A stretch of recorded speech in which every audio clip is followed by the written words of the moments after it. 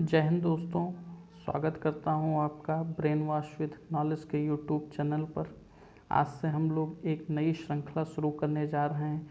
Lucent objective के प्रश्नों को लेकर के आएंगे, एक एक चैप्टर करवाया जाएगा और ये सीरीज़ कंटिन्यू रहेगी। इस सीरीज़ से आपको किसी भी वनडे एग्ज़ाम में यूपी SSC पेट आदि में आपको सहायता मिलेगी। अगर ये आपको वीडियो हेल्पफुल लगे तो आप इस चैनल को लाइक कर दीजिएगा और सब्सक्राइब भी कर दीजिएगा ताकि आने वाली वीडियो आपको मिलती रहें। तो चलिए शुरू करते हैं। हड़प्पा सभ्यता, सिंधु घाटी सभ्यता, जिसका कालक्रम जो था वो 2500 ईसा पूर्व से 1750 ईसा पूर्व था। तो सबसे पहले हम लोग देखते हैं पहला क्वेश्चन, हड़प्पा सभ्यता का सर्वाधिक मान्यता प्राप्त काल है। तो हड़प्पा सभ्यता का सर्वाधिक मान्यता प्राप्त काल जो है वो है 2500 ईसा पूर्व से 1750 ईसा पूर्व। सिंधु घाटी की सभ्यता निम्नलिखित में से किस सभ्यता के समकालीन नहीं थी? तो सिंधु घाटी की सभ्यता मिस्र की सभ्यता के समकालीन थी, मेसोपोटामिया की सभ्यता के समकालीन थी और चीन की सभ्यता के समकालीन थी, लेकिन ग्रीक की सभ्यता के समकालीन नहीं थी। इसीलिए जो इसका आंसर हो जाएगा वो डी हो जाएगा। सिंधु के जो व्यापार थे वो मिस्र के साथ भी थे, चीन के साथ भी थे और मेसोपोटामिया के साथ भी थे। और तीसरा क्वेश्चन है, सिंधु घाटी की सभ्यता कहाँ तक विस्तृत थी? सिंधु घाटी की सभ्यता पंजाब से इसके मिले हैं, राजस्थान से मिले हैं, गुजरात से भी मिले हैं, उत्तर प्रदेश से भी मिले हैं, हरियाणा से भी मिले हैं, सिंध और बलूचिस्तान से भी मिले हैं। इसीलिए इसका ऑप्शन डी हो जाएगा। चौथा क्वेश्चन, सिंधु घाटी की सभ्यता में घोड़े के अवशेष कहाँ से मिले हैं? तो सिंधु घाटी की सभ्यता में घोड़े के अवशेष सुरकोटदा, ये गुजरात में एक स्थान है, यहाँ से घोड़े के अवशेष मिले हैं। सिंधु घाटी स्थल कालीबंगन किस प्रदेश में स्थित है? तो जो कालीबंगा है वो राजस्थान में स्थित है। निम्नलिखित में से किस पदार्थ का उपयोग हड़प्पा काल की मुद्राओं के निर्माण के रूप में किया जाता था? तो जो हड़प्पा काल की मुद्राएं थी वो सेल खड़ी या स्टेलाइट से बनी होती थी। हड़प्पा सभ्यता किस युग की थी? तो हड़प्पा सभ्यता जो है वो कांस्य युग की मानी जाती है। आठवां क्वेश्चन, सिंधु घाटी सभ्यता के लोगों का मुख्य व्यवसाय क्या था? तो सिंधु घाटी लोगों का मुख्य व्यवसाय व्यापार था। सिंधु घाटी के लोग व्यापार करते थे। हड़प्पा सभ्यता के निवासी थे। तो हड़प्पा सभ्यता के निवासी कैसे थे? तो हड़प्पा सभ्यता, जैसा कि आप लोग जानते हैं, नगरीय सभ्यता थी, तो यहाँ के निवासी जो थे वो शहरी थे। हड़प्पा सभ्यता के घर किसके बनाए जाते थे? तो हड़प्पा सभ्यता के घर ईंटों से बनाए जाते थे। हड़प्पा सभ्यता इतनी ज़्यादा विकसित थी कि यहाँ ईंटों और पक्की नालियाँ भी मिली हैं। 11वां क्वेश्चन, हड़प्पावासी किस वस्तु के उत्पादन में सर्वप्रथम थे?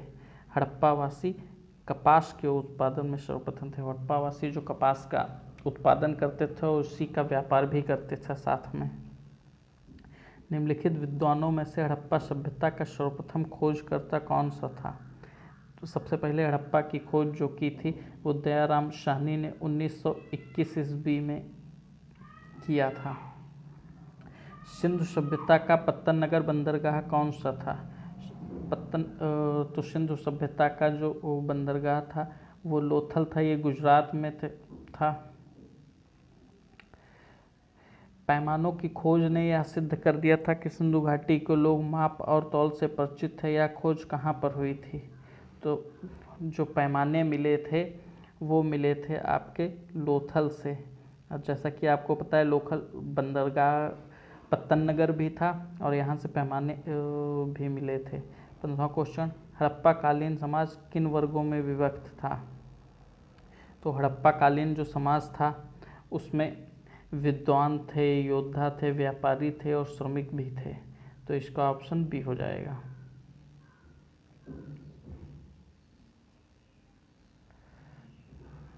नेक्स्ट क्वेश्चन, सिंधु सभ्यता का सर्वाधिक उपयुक्त नाम क्या था? तो सिंधु सभ्यता का सर्वाधिक उपयुक्त नाम हड़प्पा सभ्यता था।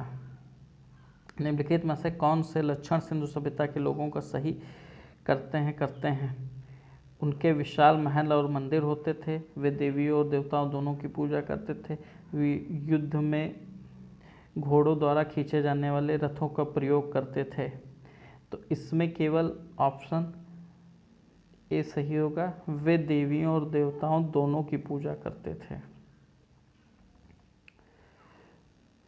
हड़प्पा सभ्यता की खोज किस वर्ष में हुई थी? तो मैंने आपको बताया था, दयाराम साहनी ने 1921 में किया था। हड़प्पा सभ्यता के बारे में कौन सी उक्ति सही है?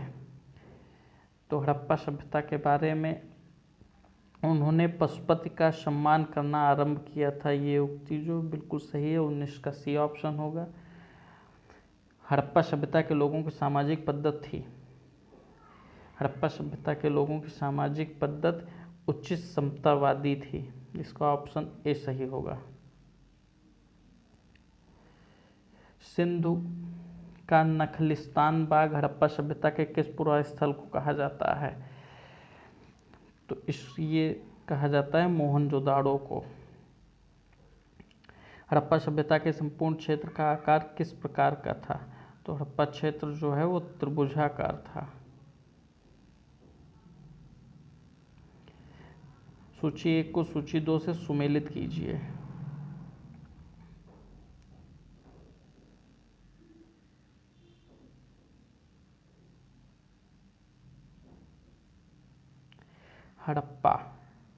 हड़प्पा जो है वो रावी नदी के किनारे स्थित है। मोहनजोदाड़ो सिंधु नदी के किनारे स्थित है। लोथल जो है वो भोगवा नदी के किनारे स्थित है। कालीबंगा घग्गर नदी के किनारे स्थित है।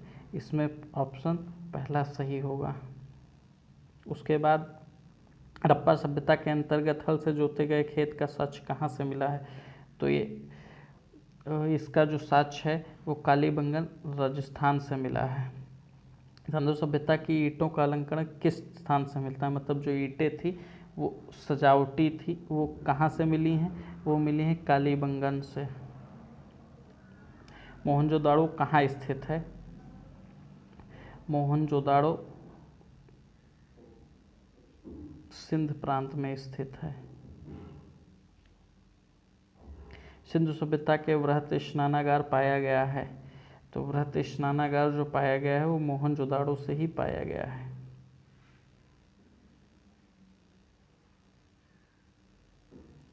सिंधु सभ्यता की मुद्रा में किस देवता के समतुल्य चित्रांकन मिलता है? तो सिंधु सभ्यता में आद्य शिव का समतुल्य चित्रांकन मिलता है। आद्य शिव का मतलब जो शिव से पहले के पुराने शिव माने जाते हैं उनका चित्रांकन मिलता है। निम्नलिखित में से कौन सा हड़प्पा कालीन स्थल गुजरात में था? तो गुजरात में जो स्थल था वो था लोथल। अभी मैंने आपको ऊपर बताया था।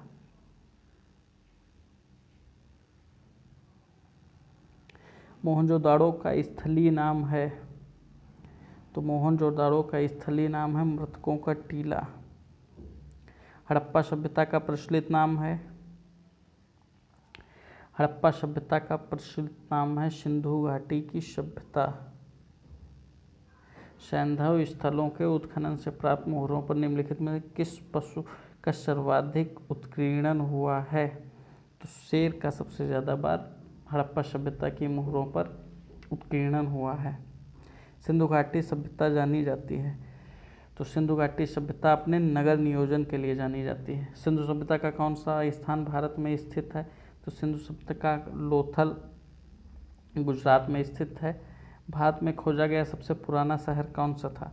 तो सबसे पुराना शहर जो था वो था हड़प्पा। 1921 में दयाराम साहनी ने खोजा था। भारत में चांदी की उपलब्धता के प्राचीनतम साक्ष्य मिलते हैं।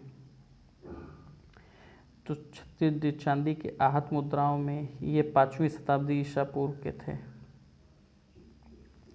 सिंधु नगर के बारे में कौन सा कथन असत्य है?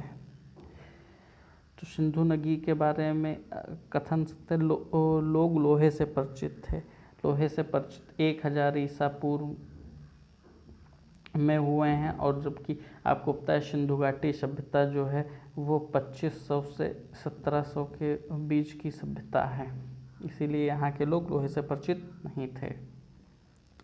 अगला क्वेश्चन, सूची 1 को सूची 2 से सुमेलित कीजिए। तो इसमें सिंधु सभ्यता की उत्तरी सीमा थी, तो सिंधु सभ्यता की जो उत्तरी सीमा थी वो जम्मू कश्मीर में मांडा थी। सिंधु सभ्यता की दक्षिणी सीमा दैमाबाद महाराष्ट्र में थी। सिंधु सभ्यता की पूर्वी सीमा आलमगीरपुर उत्तर प्रदेश थी, और सिंधु सभ्यता की पश्चिमी सीमा उसका गोडोर बलूचिस्तान थी। तो इसका ऑप्शन ए सही होगा। मांडा किस नदी के किनारे स्थित है? तो मांडा जो है वो चेनाब नदी के किनारे स्थित है। हड़प्पा कालीन स्थल रोपण पंजाब किस नदी के किनारे स्थित था?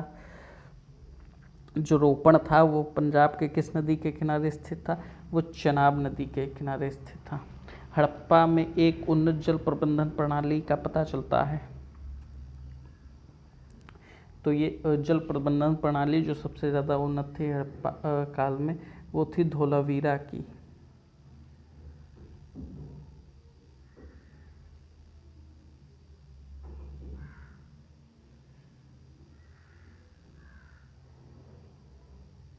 हड़प्पा के मिट्टी के बर्तनों पर सामान्यतः किस रंग का उपयोग हुआ था?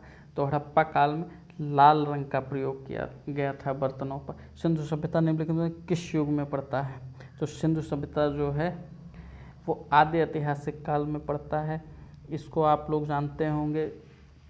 आद्य ऐतिहासिक काल उस काल को कहते हैं जिसमें लिखित साक्ष्य मिले हों लेकिन उसे पढ़ा नहीं जा सका हो। तो सिंधु घाटी सभ्यता से लिखित साक्ष्य मिले लेकिन उनको पढ़ा नहीं जा सकता है। प्रागैतिहासिक काल किसको कहते हैं? प्रागैतिहासिक काल उससे कहते हैं जिससे लिखित साक्ष्य मिले ना ही हो, केवल पुरातात्विक साक्ष्यों के आधारों पर कहा जाता हो। और हिस्टोरिकल पीरियड उसको कहते हैं जहाँ से लिखित साक्ष्य प्राप्त किए हों और उन्हें पढ़ा भी जा सकता हो और साथ में पुरातात्विक साक्ष्य भी हों। तो आई होप कि आपको समझ में आ गया होगा। नेक्स्ट क्वेश्चन पर चलते हैं। सिंधु घाटी की सभ्यता की विकसित अवस्था में निम्नलिखित में किस स्थल से घरों में कुओं के अवशेष मिले हैं? तो मोहनजोदाड़ो से घरों में कुओं के अवशेष मिले हैं। तो मोहनजोदाड़ो में जो घर होते थे उनके आंगन में कुएं होते थे। सिंधु घाटी की सभ्यता को खोज निकालने में जिन 2 भारतीयों का नाम जुड़ा है वे हैं। तो इसको मैंने आपको पहले ही बता दिया था कि दयाराम साहनी एवं राखलदास बनर्जी। रंगपुर जहाँ हड़प्पा की समकालीन सभ्यता थी वो थी सौराष्ट्र में।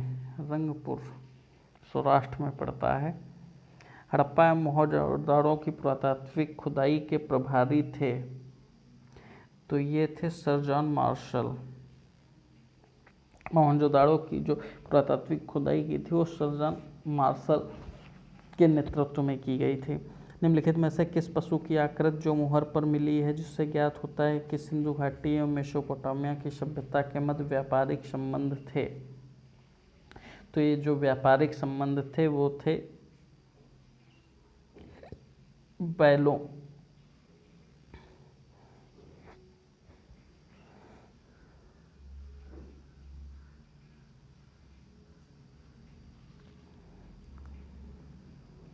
बैलों की आकृति जो है वो मुहर पर मिलती है। सिंधु घाटी को लोग विश्वास करते थे। सिंधु घाटी के लोग मातृशक्ति में विश्वास करते थे। यहाँ की जो सत्ता थी वो मात्रात्मक थी। निम्नलिखित में से कौन सिंधु स्थल समुद्र तट पर स्थित नहीं था? तो इसमें कोट दीजी जो है वो समुद्र तल पर स्थित नहीं था। बाकी सभी समुद्र के किनारे स्थित थे और पत्तन नगर थे। निम्नलिखित में से कौन मोहनजोदाड़ो की सबसे बड़ी इमारत मानी जाती है? तो सबसे बड़ी इमारत जो है वो विशाल स्नानागार मानी जाती है। हड़प्पा कालीन लोगों ने नगरों में घरों के विन्यास के लिए कौन सी पद्धति अपनाई थी?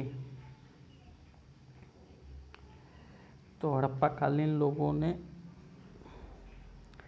घरों के विन्यास के लिए ग्रिड पद्धति अपनाई थी।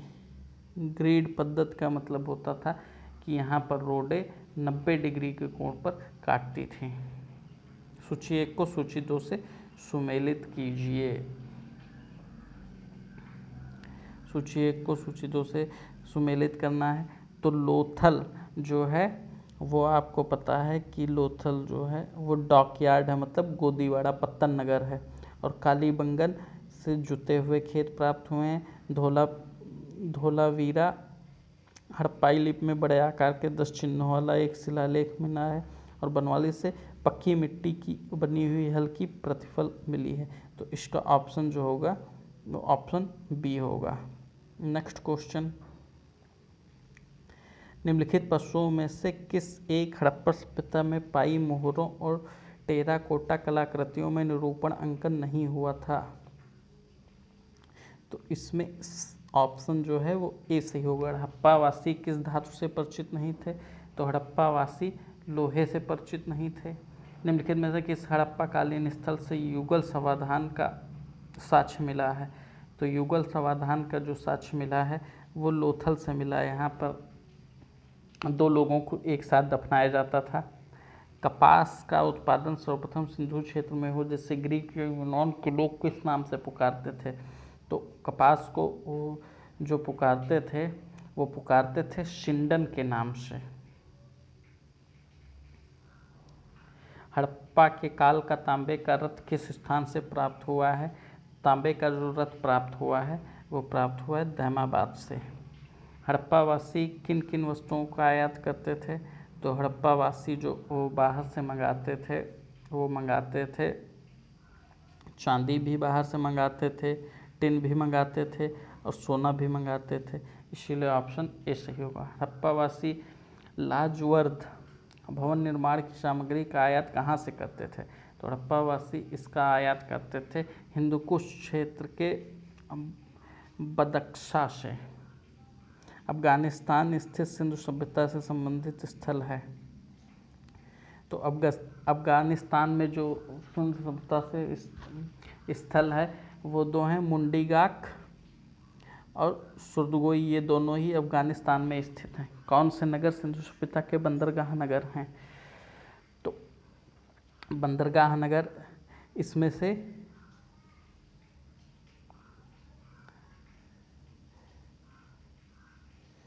कोई नहीं है। नेक्स्ट क्वेश्चन, मोहनजोदाड़ो से प्राप्त पशुपति शिव आद्य शिव मोहर में किन जानवरों का अंकन हुआ है? तो इसमें जो अंकन हुआ है वो ब्याघ एवं हाथी, गोंडा एवं भैंसा।